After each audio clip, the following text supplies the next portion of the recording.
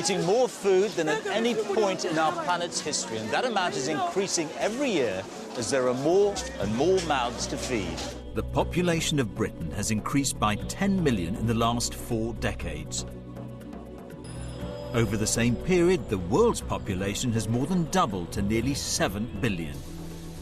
It's not just that there are many more people on the planet, what they want to eat is also changing. Our richer, more varied Western-style diet is being adopted by more and more people around the world, and that's putting a greater strain on global food supplies. In this programme, I look at how we're plundering the seas of Africa, having already decimated our own fish stocks. I travelled to Kenya to find out why that country is supplying us with lots of food while its own people are going hungry. And I investigate whether the search for new fuels to power our cars is pushing food prices up and driving people off their land. And I want to find out what all this could mean for us here in the UK.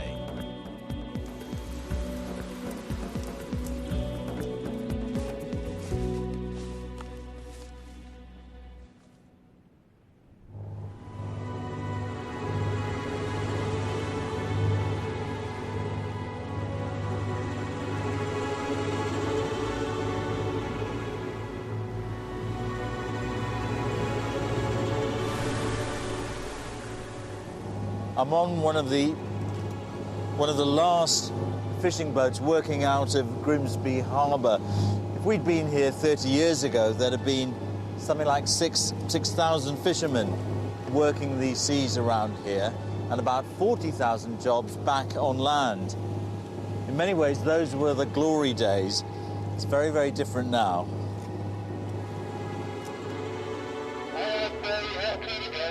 Paul Walker, who skippers the Hunter, is one of the last fishermen based in Grimsby. He's out fishing for crabs and lobster.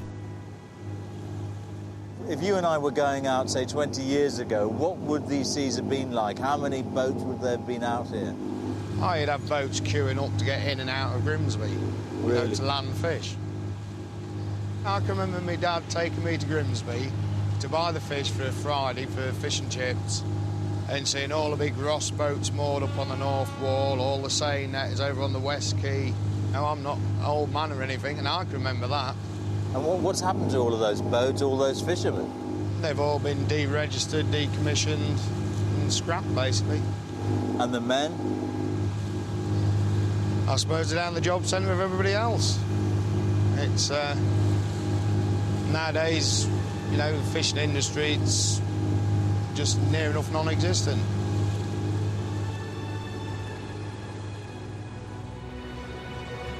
This is a rare event in Grimsby now, a UK trawler unloading its own catch here on the dockside. The UK is increasingly reliant on fish imports. Grimsby, once the pride of British fishing, is now mainly a distribution and processing centre for other countries' fish. 5, 8, 5, 280, 5, down here. Each weekday morning there's a fish market. 25,000 tonnes are sold here each year. But that's nothing compared to some 60 years ago, when the Grimsby fishing fleet alone landed 200,000 tonnes over 12 months.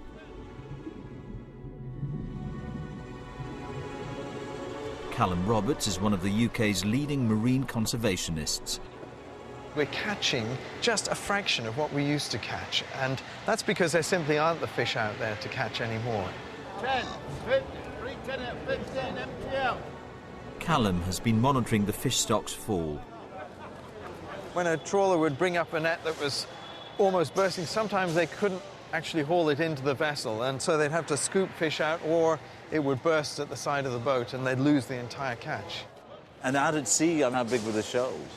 Well, some of them were enormous. There were reports in the 19th century of haddock shoals which were 150 miles long.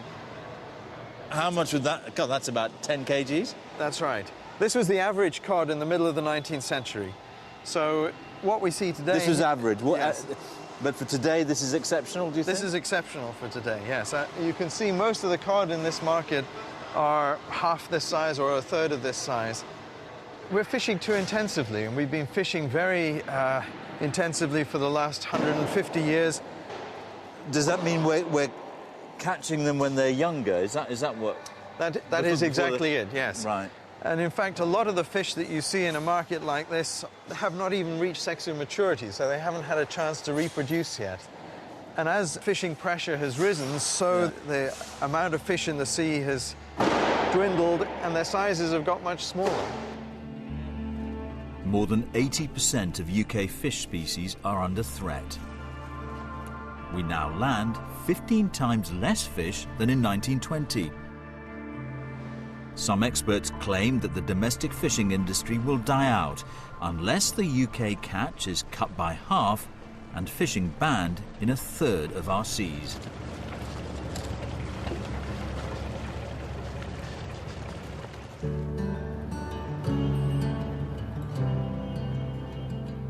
In Grimsby, they'll tell you they invented fish and chips and the fish finger. But how much longer will they be able to serve them? You know, beef burgers and chicken tikkers may have made inroads into our national diet, but fish and chips is probably still the nation's favourite meal. There are about 10,000 fish and chip shops around the UK, and we're eating more fish than ever before. In fact, the whole seafood market in the UK is worth about £5.5 billion every year. I've been talking to some experts on fish stocks, and they say that 20, 30, 40 years from now, there might not be any fish. Well, if I'm still around, then I'll worry about it then. But it's one of them things, who knows what's going to happen. I think by then everything will be fish farmed. Fish farmed? Fish farming's not a bad thing, but it's if they can cope with the demand. That'll be the problem. Dave, like so many of us, is just hoping for the best. But fish farming is not some miracle answer. Over a third of fish taken from the seas are turned into animal feed or fed to farmed fish. Yeah, then you can drop 2 jumbos in. Right. Which is the... There's the tail. Quite difficult to tell. Make sure it's all covered. So all the way in, just flick it in. Yeah, just hold it there and then just sort of throw it back a bit, and it'll spike the batter. That's it. That's perfect. Was it? Yeah, you can have a job now. Hardly any of the fish traded in Grimsby comes off local boats like this. In fact, across the UK, fish imports over the last 10 years have gone up by some 50%. And what's happening is that, having run out of our own fish stocks, we're now paying poorer countries to fish in their waters, even from countries that have their own food shortages. I'm off to Senegal to see how the people there are affected by this.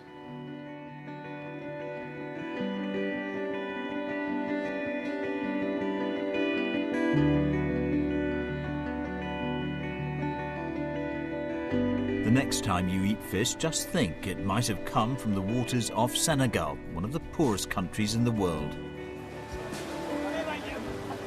It's early morning at the beach here in Dakar, and I'm joining Pap Ndoye and his crew. He calls them his garçons.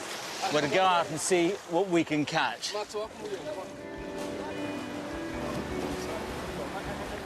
People have been fishing in these boats, pirogues they call them, for centuries. The only real change is the motor at the back.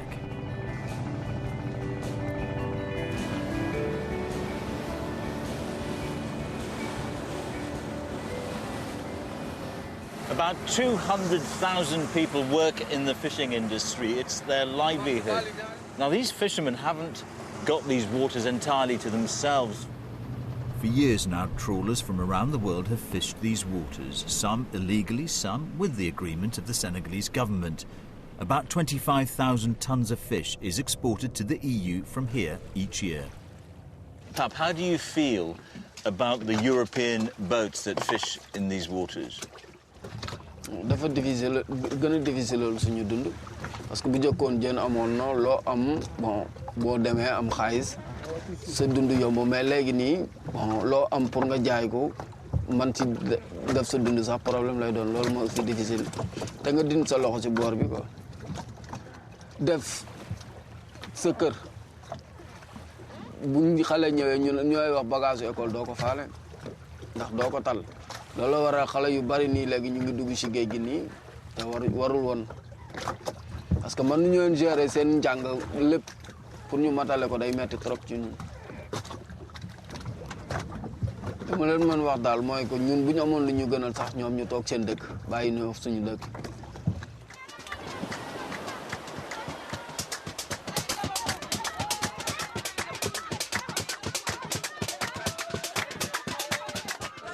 Last year, the EU paid developing countries £125 million to allow modern European fleets to fish their waters.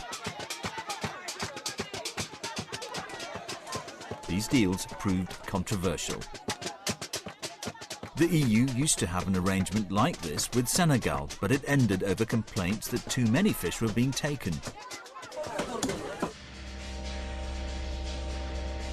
Down at Dakar Harbour, though, the quaysides are still jam-packed with modern industrial trawlers. I wanted to find out who was operating them and where the catch was going. The Cavisa Dos had just docked. It's a Spanish name, and I'm told its senior crew are also from Spain, though not Amilcar Rodriguez, who took me on board. So how many tons of fish do you think you got on this trip? 65 tons. You were out in the Atlantic for 3 weeks, and you got between 60 and 70 tons of fish. Yeah. You know, yesterday I was out with one of these small pirogues, Yeah. with the Senegalese fishermen, Yeah. and they were just getting maybe 2 or 3 buckets of fish.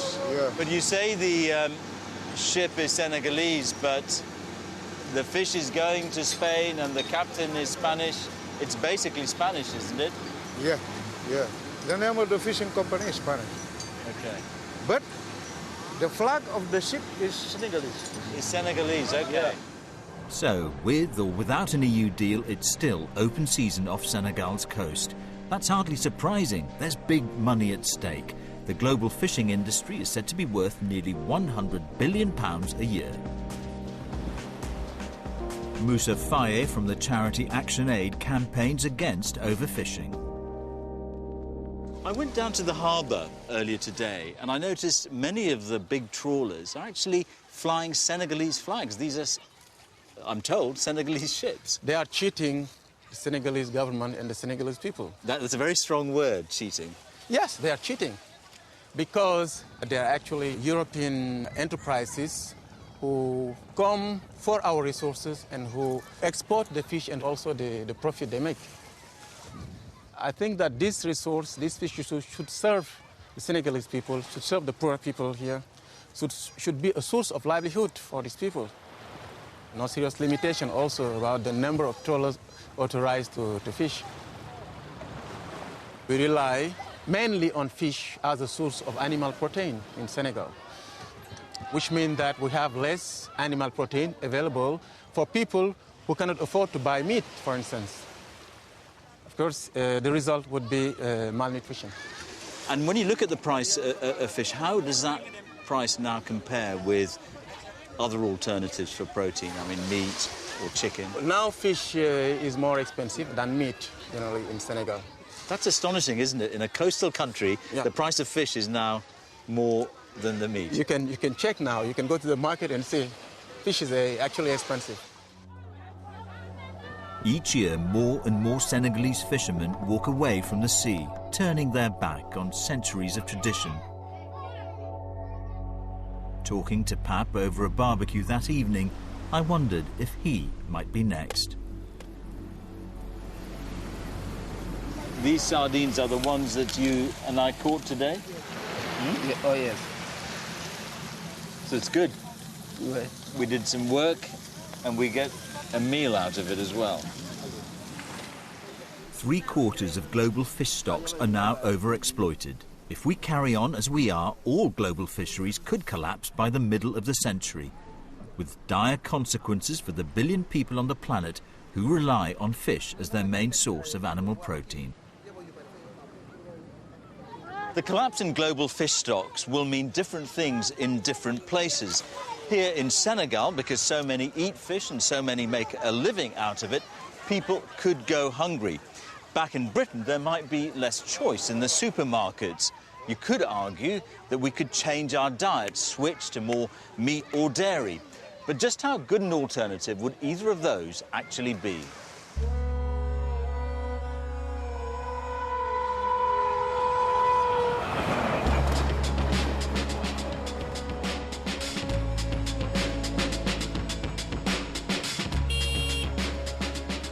I travelled to India, where meat and dairy consumption are on the rise. Maddening as it might seem to us, these cows get free passage even on the busiest of streets. Traditionally, the cows were seen as a life giver. There's the milk and all the dairy products, there's fertiliser from the cow dung, and even the cow's urine is thought to have medicinal properties. There are more cows in India than any other country, and a total of 1.5 billion worldwide. But here, they're more than just farm animals. Here, they're sacred.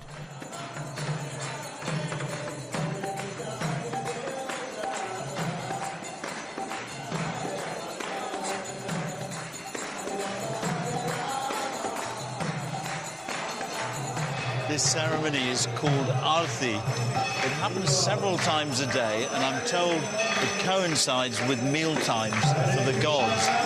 In this particular temple, they remember Lord Krishna.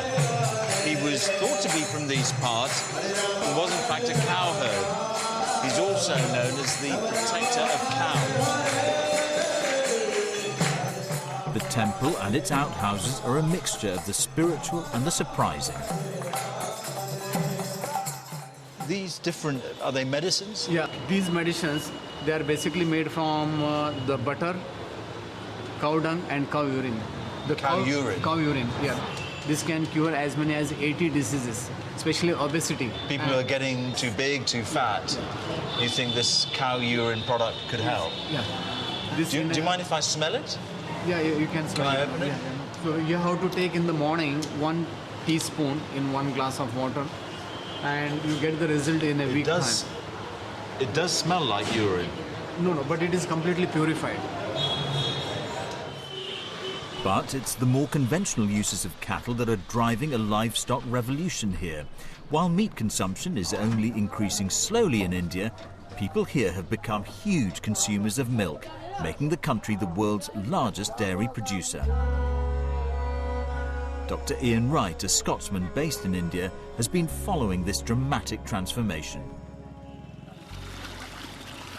What do we know about changing food patterns, diets here in India? Well, in India, like most developing countries, as incomes rise, people get slightly richer and more disposable income, then they start consuming more animal products, meat, but milk, especially here in India, there's been a big increase in milk consumption.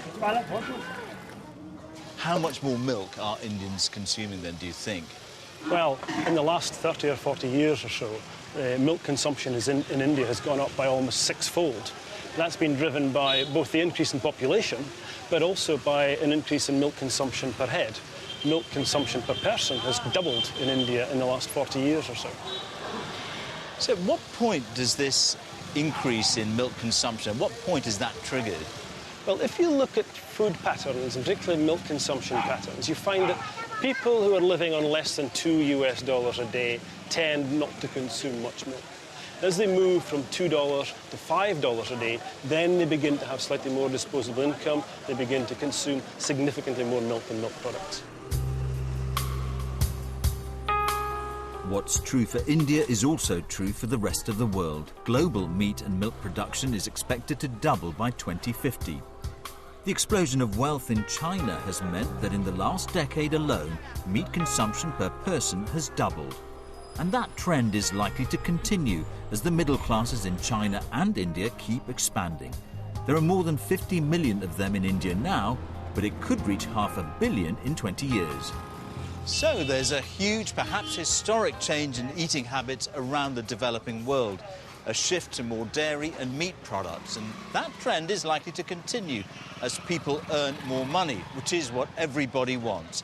Add to that the way we consume meat in the rich world in countries like the UK, and the food chain is fit to break. Something has got to give.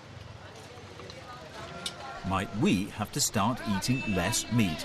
Here in the UK and in other richer countries, people are still eating far more meat than those in the developing world. The non-vegetarians amongst us in the UK are getting through 70 kilograms of meat a year. Over 17 kilos of this is beef. But Americans each work their way through over 90 kilograms every year. The United Nations says that the world can't cope with this level of meat consumption, especially beef. It's a wasteful way of trying to feed people. Rajendra Pachauri is a Nobel Prize winner, and he wants us, in the rich world, to rethink our diets. Which aspects of food consumption do you think we need to change in order to meet the challenge of food production? I believe one area where we need urgent change is essentially in reducing our consumption of animal proteins. In other words, eating less meat.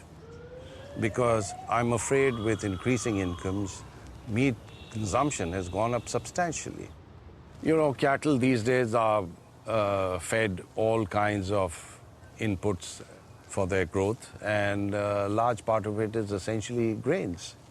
So, you know, you're diverting a large quantity of food production that perhaps could be used directly for human consumption, and now is being provided for conversion to animal protein. A lot of cereal is used to produce the meat on our plates. It takes 23 kilograms of grain to produce a kilo of lamb. 15 kilograms of grain produces a kilo of beef. Around 6 kilograms makes a kilo of pork, and 2.3 kilograms a kilo of chicken. Now imagine you were in a position to whisper into the ear of a man who's sitting down in a steakhouse in London about to tuck into a piece of meat. What would that message be? I would say it loudly. I wouldn't whisper to him, so that everybody around hears it also. And I would tell him, look, this huge steak that you're eating can feed about 40 people if you were not consuming this. And I'm not saying that this translates immediately into satisfying the hunger of 40 people, but the equivalent of a steak would be somewhere close to that number of people being deprived of food. That's a controversial argument, but livestock production does use a phenomenal amount of the world's resources, including a third of the world's free land. Around 700 million tons of cereals are fed each year to cows. Livestock farming accounts for about 10% of water used annually. And cows aren't very good for climate change either. Cows and the cattle business are responsible for nearly a fifth of global greenhouse gas emissions. Some scientists and activists want to set a global target for our daily intake of meat. In the UK, that would mean each of us cutting the amount of meat we eat by half, giving those in the developing world the chance to eat more. Dr. Pachauri supports this idea. I would go to those families which are gorging themselves with meat to cut down on their consumption, because I think it would be unethical and certainly inequitable for those who've been consuming huge quantities of meat to say, we'll continue eating the same quantities, but you guys who've been so poor and have never been able to afford meat had better stay away from it even if you have more money. If our actions in terms of eating more and more meat are going to result in a catastrophe of global proportions, then we as responsible human beings need to take heed of that.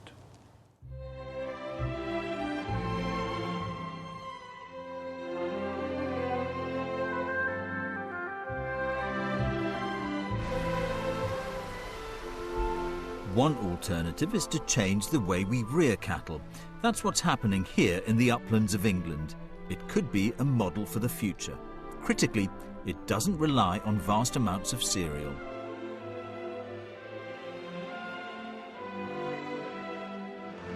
One of the challenges of livestock farming is how you feed the cattle.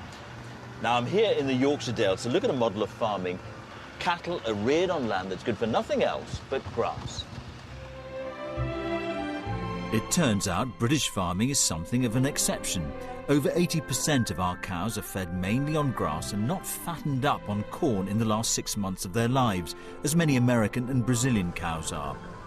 On this farm in the Yorkshire Dales, a rare breed called Ling has been introduced. They can survive longer out in the fields, so they eat more grass and need less feedstock. They mature more slowly and produce less meat than corn-fed cows, but, and this is important, they graze on land that can't be used for crops. Dr. Evan Fraser believes this type of cattle farming, rather than the American system, is the way forward. So what's unique, what's different, what's important about what we're seeing here?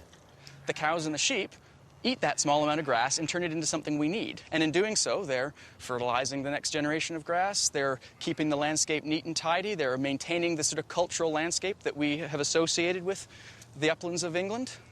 So it's brilliantly clever. In America, the last 6 to 8 months of a cow's life are spent on feedlots, which means that they're on concrete pens in somewhere between 10,000 and 100,000 animals, fed intensive grain diets that are augmented with growth hormones and antibiotics. And it's in that period of time they will essentially double their weight. At the end of the day, the American system is focused on the amount of kilos of beef they can get per dollar invested, and that's it. This system really looks at the animal much more as part of an ecosystem. It's a seductive argument, but there's a catch. If this type of cattle farming became commonplace, the amount of beef on sale would tumble, and of course prices would rise. We can forget about cheap mince and bargain burgers. In my opinion, this is as sustainable a form of protein that we can get as exists. Except that this kind of cattle rearing means that some people are going to have to go without, because when it gets from this pasture to the plate, it's expensive. Yep. So how do you square that? Because there are other sources of protein. There's tons of different kinds of protein, and there's a lot of protein in eating corn. There's a lot of protein in other foodstuffs. We don't all have to eat the same quantity of beef. Evan Fraser says it's not just about being better for the environment. He says grass-fed beef tastes better than the corn-fed variety. Only one way to test that, a blind tasting. How do you like it? Oh, pretty rare. All right. Will Evan be able to tell which steak is which?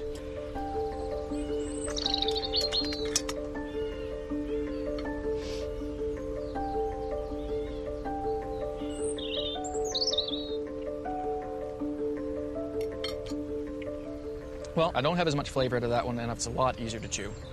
Melts in the mouth, as it were. Whereas this one requires a bit more chewing, but I'm getting a little more flavor out of it. So my guess is that this is the grain-fed and this is the grass-fed. Well, you are absolutely right. How do you know that? No, you're right, you're right. So we're all eating too much beef, and that's putting a huge strain on resources, on the environment, and it's potentially affecting our health, contributing to such things as diabetes, heart disease, obesity, and even cancer. What we ought to be doing is eating more vegetables, but then the question becomes, are we producing enough of them?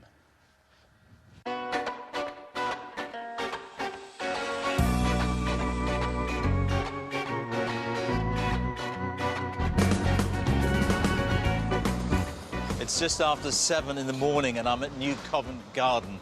It's the UK's largest fresh produce market, and the people here call it London's larder, but actually the produce comes from all over the world. In fact, 90% of the fruit we eat and 40% of the veg is imported. Paul Bishop is one of the stallholders. He's been working here for 20 years. Originally, our parents, everything was English produce, sourced, and now, for example, we've got apples here from Chile.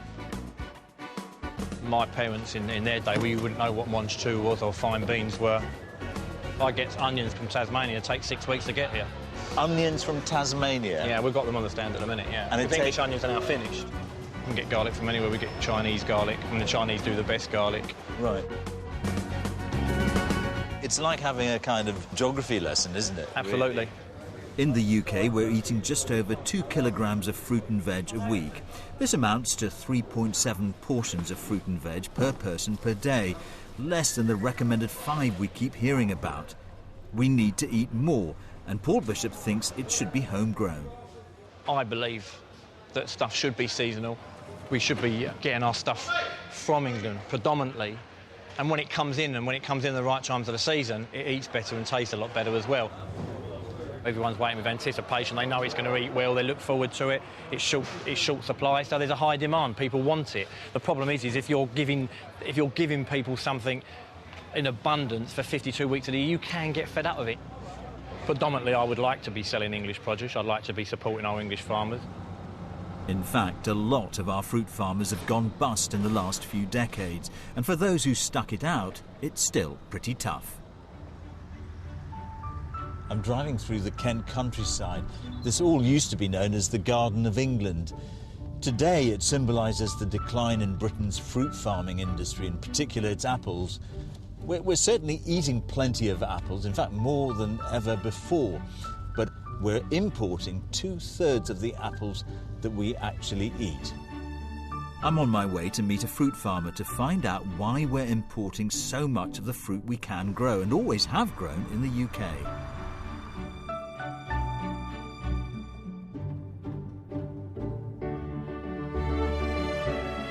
Clive Baxter farms 350 acres of fruit trees. He grows apples, pears, cherries, plums and raspberries. They're packed and sent off direct to the major supermarkets from his farm. This is a great part of the UK for growing conference pears.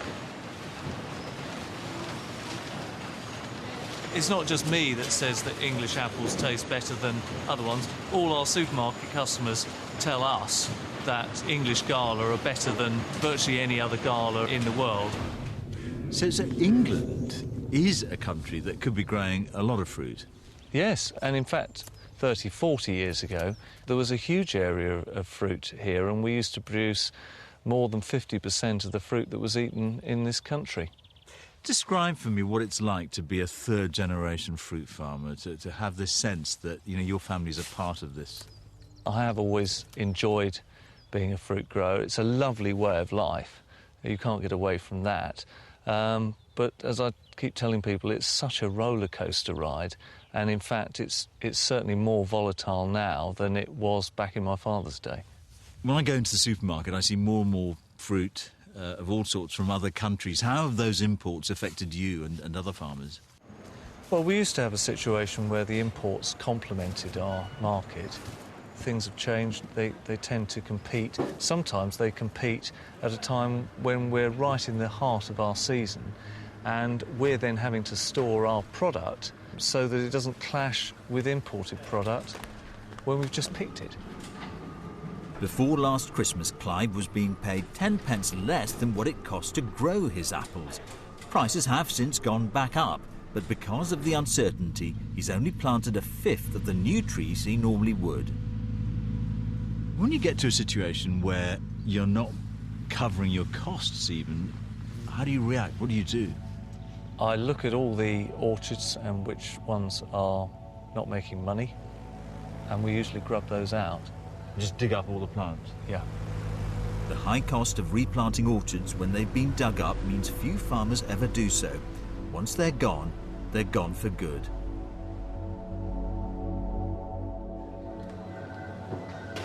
I imagine when I came to Britain about 40 years or so ago as a child, what we ate was whatever was in season. But today, those winter staples like cabbages and cauliflower, well, they've gone right out of fashion.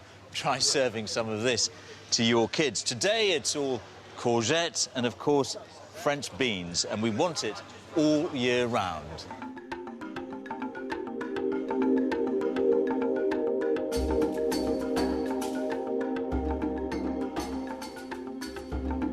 I travelled to Kenya, which provided us with £115 million worth of fruit and veg last year. It's still exporting food to us, even though it's currently in the middle of a food crisis, partly caused by drought, which many attribute to climate change. The food shortage here in Kenya has got so bad that the government has declared a national disaster. But that hasn't stopped the country from exporting food. I'm going to meet a farmer who supplies some of Britain's major supermarkets. Less than a fifth of Kenya's land is suitable for farming.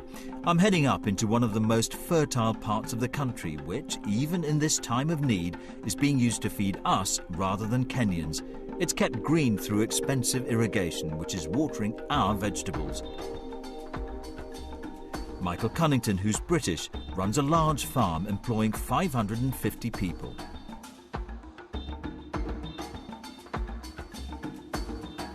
French beans, garden peas, what else? Behind that, we've got baby corn, which again is off to UK. We also grow chilies. We grow green and red chilies. We grow broccoli, and we grow courgettes, baby courgettes. And these are all for the European market. All I can say is, I mean, I eat all those things. I've probably got a bit of Kenyan in me, actually. Well, I think a lot of people have. I mean, this is where they come from. Yeah. 365 days of the year you can find them on the shelves. The crops being picked today can be flown out and on our supermarket shelves within 36 hours. But not all of it makes it onto the plains. Some consignments are rejected. In the week we were there, 1/2 ton of these beans were returned by the exporters because they were soiled. It ended up as cattle feed. Yeah, it tastes all right. It's a bean. It's a bean. You can imagine it in a salad tonight. Yeah. But the problem is, it's not perfect. Not good enough for the great British shopper. There's nothing wrong with them. There's a bit of scar. There's a bit of a bend. There's a bit of whatever. There is nothing wrong. There is no chemical residue. There is no pollutant of any type on them. They're perfectly good beans. Big problem. Where are we standing? We're stood in a field full of soil. And when it rains, it splashes the beans. Yeah. When you get dirt on the beans, if you can rub it off gently like that, you're fine. But if we can't wash it off, we can't sell it. So, it depends. I mean, if we get a really bad day when it's rained a lot, we can't pick, or we have to throw everything away. Because it's got soil on it? Oh, yeah. A plant has got soil on it. Oh, yeah, my yeah. God. Now we're getting higher rejections. The market is demanding a much better quality bean. So our rejections maybe have gone from 10% to 25% at times. These farm workers and their families are the lucky ones. They've got enough to eat while millions of others go hungry each day. It seemed perverse to me that so much time and effort were going into feeding us rather than crops for the Kenyan market. There is another way, isn't there? You could just forget about these exports. You could say, I'm going to feed Kenyans. We're creating jobs. We're adding to this country's economy. What else are we going to do in Kenya? At the moment, we don't have industry. 80% plus of the population is employed in agriculture. So we have to use the resources, whether it's soil, water, the climate, the people, whatever, to produce crops. If we didn't do that, the people will go hungrier than maybe they are at the moment. The brutal truth is that most Kenyans couldn't afford the food from these commercial farms. And producing food for us here is using up large amounts of Kenya's scarce resources, particularly its water. But if water is in short supply, so is money. The economic benefits of exports are important. Horticulture is Kenya's second biggest export earner. And it's not just Kenya. Across Africa, 1.5 million jobs depend on supplying the UK with agricultural produce. I know it seems like madness to be growing French beans and exporting them to Brits back home when Kenyans are going hungry, but you've got to look at it from these workers' points of view. For them, these jobs are precious, and the last thing they want is to lose them. I wish these things were clear-cut, but they're not.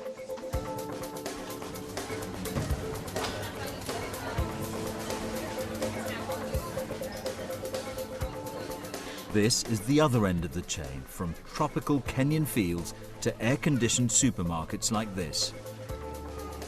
We now buy more than 3/4 of our food from just 4 supermarket chains, and their share of the market is rising all the time. In fact, together they wield a huge amount of power in the food business. I'm here in Cambridgeshire to talk to Sainsbury's boss, Justin King. Sainsbury's has been in the food business for 140 years. Like other supermarket bosses, Justin King plays a pivotal role in the food chain. In a world of increased competition for food, the supermarkets can be as influential as governments. Sainsbury's serves around 19 million customers every week.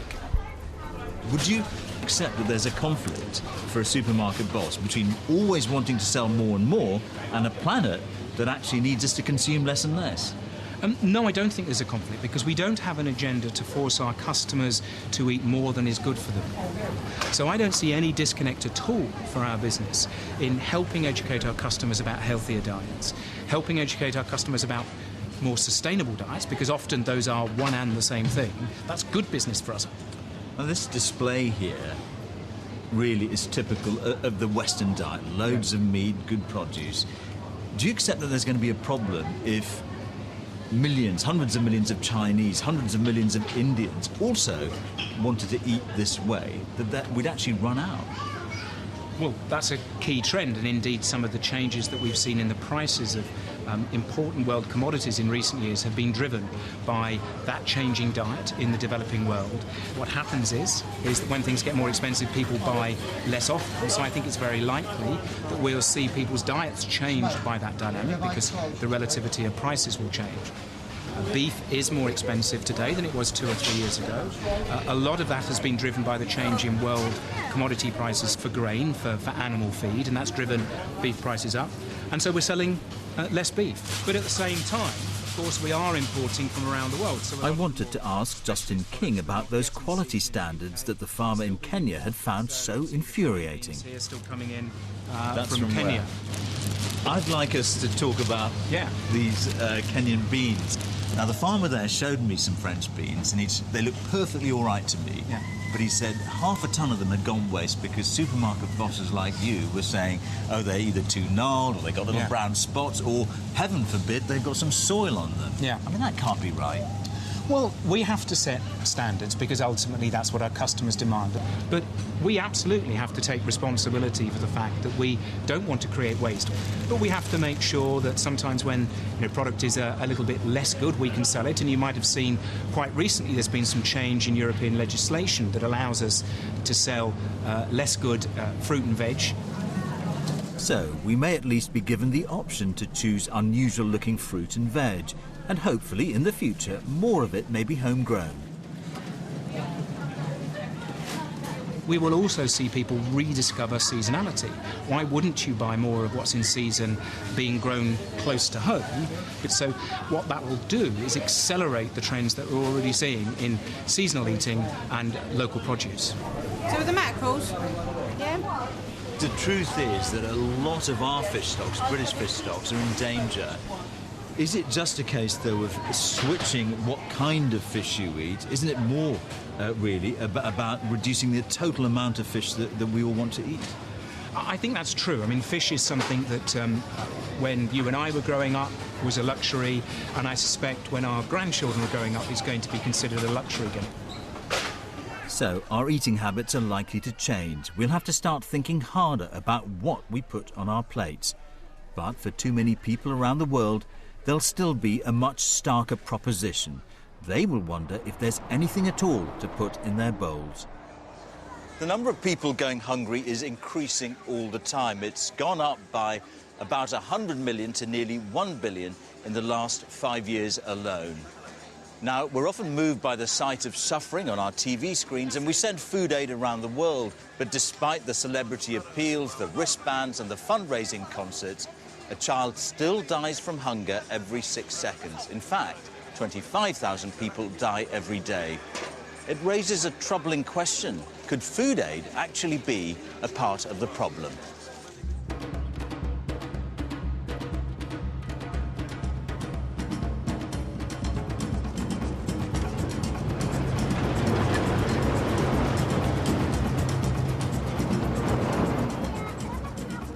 I'm in Kenya to see how they're coping with the food crisis. Kibera is the largest slum in Africa. Its million people are crammed into an area the size of 350 football pitches. I'm going to see a World Food Programme project where they're giving out meals to school kids. This UN initiative is feeding 3.5 million people.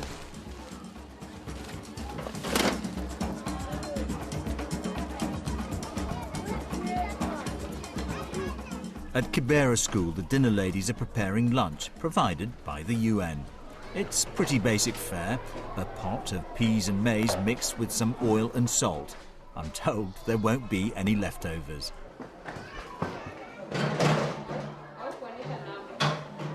Number of pupils, 370. The 370 pupils, they'll get one meal today? Yeah. Okay. Are they getting food at home? The children? Some, yeah. Some of them? Yeah. They come from? Poor families. Poor families. Yeah. Okay. You think it's ready? No. No, it's not ready. Are you sure? Can I taste a bit? You can taste that. Only maize. I think it's ready. Over 1 million kids are receiving food aid in Kenya at the moment. You know, I've lost count of the number of times I must have watched food distribution like this all over Africa. But in the past, it's always been times of crisis. But this is Kenya, one of Africa's most successful countries. And yet, last year, it was the 4th largest recipient of food aid. Only Ethiopia, Sudan and Zimbabwe got more. Gabriel Menezes works for the World Food Programme. The organisation hopes to feed over 100 million people in 74 countries this year. But it's so far only managed to raise a quarter of the funds to buy the necessary food. So how important is the school feeding programme that we've just seen? Well, at this time in Kenya, school feeding is vital. People in parts of the country are suffering because of drought, so they haven't been able to grow food. And in other parts of the country, like the slums here in Kibera, for instance, people just can't afford to buy food. Food prices have gone up dramatically in Kenya in the past year, ranging from 50 to 120%, depending on what people are buying. So for many of these kids at school, this is the only food they're going to eat in a day. 32 countries in the world are currently suffering a food emergency. Food prices in developing countries remain high. In some cases, they're at record levels.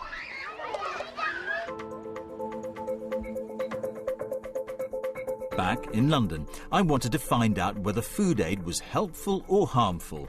I put that question to one of Britain's leading charities, Oxfam, which regularly runs food aid programmes around the world. Oxfam's head of research is Duncan Green. Not all food aid is wrong. Some food aid, it saves lives. But if you actually take a large lump of, say, wheat or maize from America and you try and ship it, which is what happens with a lot of food aid, ship it to a poor country, it often arrives too late, just as farmers are planting. And suddenly, the food aid comes in, drives prices down, and the farmers lose their market. So actually, it can be a deterrent to recovery if it's done in the wrong way. If food aid is a part of the problem, where does that leave people like Oxfam? I mean, you're always, in the public eye anyway, always asking for more. But giving people food isn't always the right response. We found in many cases the best thing is to give them money. People prefer it because it gives them choices and dignity. And if they have the money, they then spend it on locally produced food, because usually there is food, they just can't afford it. And that actually stimulates local agriculture, the local economy. Dumping the surpluses from Europe or America is often a very bad idea. What's the biggest challenge, do you think, there is in trying to feed a hungry world? You've got to actually spend a lot more money helping small farmers in particular improve their yields, get their food to market, make a living, make a decent living. And that might slow down this mass migration to the cities because farmers are giving up farming and moving en masse to the cities, and urban hunger is becoming an increasing problem. When world leaders gathered for the Food Summit about 10 years ago, they set a target to halve the number of malnourished people around the world by 2015. But the recent rise in food prices has made achieving that goal much, much more difficult, and the finger of blame is being pointed at us here in the rich world. We're being accused of creating even more hunger. In 2008, people in poorer countries across the world started taking to the streets. They had a common cause. Food prices were rising so fast that millions of people could no longer afford the food on their shop shelves. I'm in India to find out what was pushing prices up. The huge surge in food prices in 2007 and the riots that followed were a kind of dress rehearsal for the instability some experts are already predicting. So I suppose it's worse to see food in the shops and not be able to buy it. Instead of resignation, you get rage. Here in India, just a 10% rise in the cost of food means an extra 40 million people are pushed into poverty. Several factors were blamed for the increase in food prices. One of them was the enthusiasm for biofuels. As oil prices went up and climate change fears grew, farmers around the world switched to crops that could be used to produce low-carbon fuel. But they did so on land that would otherwise have grown food. An estimated 1/4 of the US maize crop will go to produce fuel this year.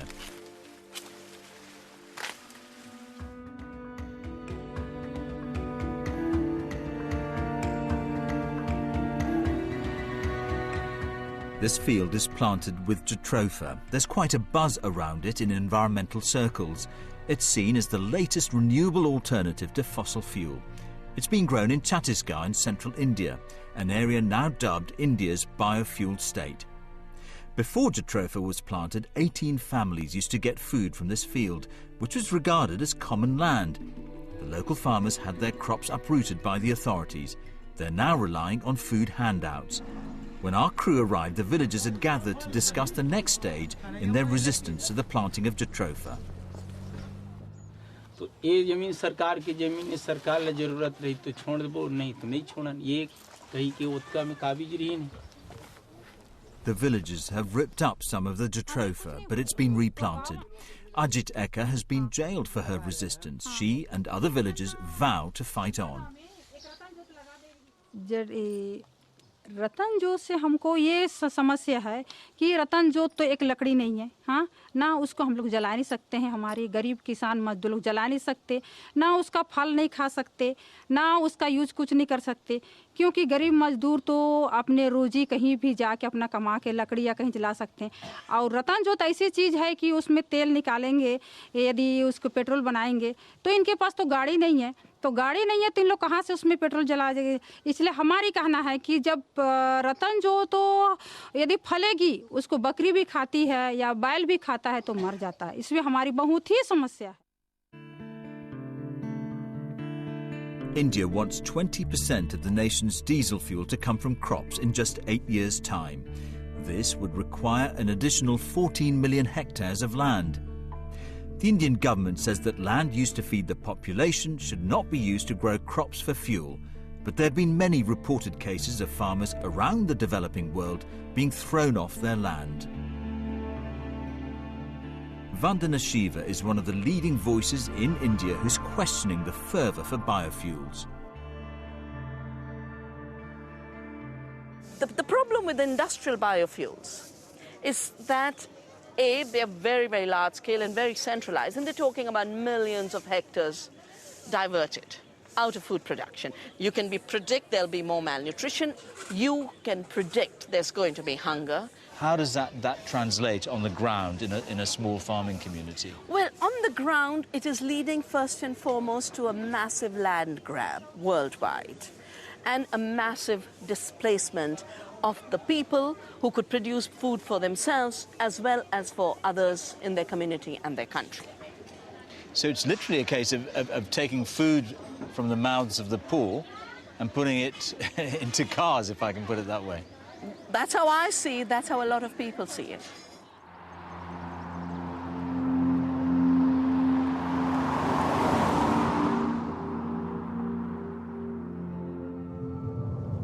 Driving through the British countryside, you might think all these crops out there were headed one way or another onto our dinner plates. In fact, an increasing amount of land is devoted not to growing food, but to growing crops for fuel. Sugar beet and oilseed rape are the UK's largest biofuel crops, and together last year, for example, they provided some 60 million litres of fuel. I'm heading off to look at one of the UK's few biofuel plants. This is British Sugar's Wissington plant, the largest sugar refinery in Europe. But sugar beet here doesn't only go to make sugar, it also makes biofuel. Government regulations introduced last year mean that 2.5% of fuel sold in our petrol stations in the UK must come from renewable sources like biofuels. Over 1 billion litres of biofuels were used in the UK last year. And in line with European Union policy, the proportion of biofuels we burn in our vehicles must reach at least 6% by 2020. Dr. Jeremy Woods is one of Britain's top experts on biofuels. Basically, you're taking a plant, sugar beet, and you're ending up with something that can go in my car if I have the right kind of car. In fact, if you have a petrol car, you've probably already had a little bit of this in and a bit of Brazilian sugarcane ethanol in it already. So up to a certain percent, up to a certain blend, any car can run on this. But if you want to have a higher blend, if you wanted to just run on that, you would need a new vehicle with a different sort of engine. What do you say to those people who say we're at a historic juncture right now? This is the only time in history where food and fuel have competed with each other.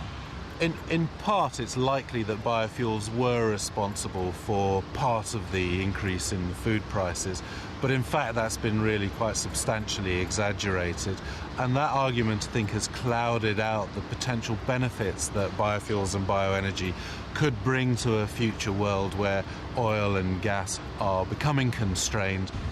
Can we have a world moving towards biofuels and a world that is also well fed? The answer, I believe, is an emphatic yes, but we have to do it properly. We've got to think again about how we manage that world in the future, and that world will have bioenergy and biofuels, I believe, at the heart of it, and that should be done in a way that allows us to manage this balance of supply and demand, so we get back to a situation where we have surplus food, but that surplus food is being used productively, i.e. for bioenergy, for biofuels. If the experience of the last few years is anything to go by, finding that balance will be difficult. There'll have to be some way to ensure that biofuel for the rich doesn't come at the expense of food for the poor. It's as much a political problem as a practical one. Well, after my journey, I'm not really left in any doubt about the challenges we face. An expanding population and growing wealth means that diets are changing, there's more consumption, and there's a huge strain on our precious resources. The depletion of fish stocks is probably the most glaring example of that. And then there's increased competition for cereal crops between people, cattle, and now cars. We face some stark choices and some tough personal decisions. The one thing we can't do is go on as if it's business as usual. On the next stage of my journey, I'll be visiting Havana to see how they're using every scrap of spare land to grow their way out of the food crisis. I'll find out about the Africans who fear their farmland will be used to feed people thousands of miles away. And I'll investigate the scientific solutions to our food security problems, from cutting-edge growing technology to the great GM controversy.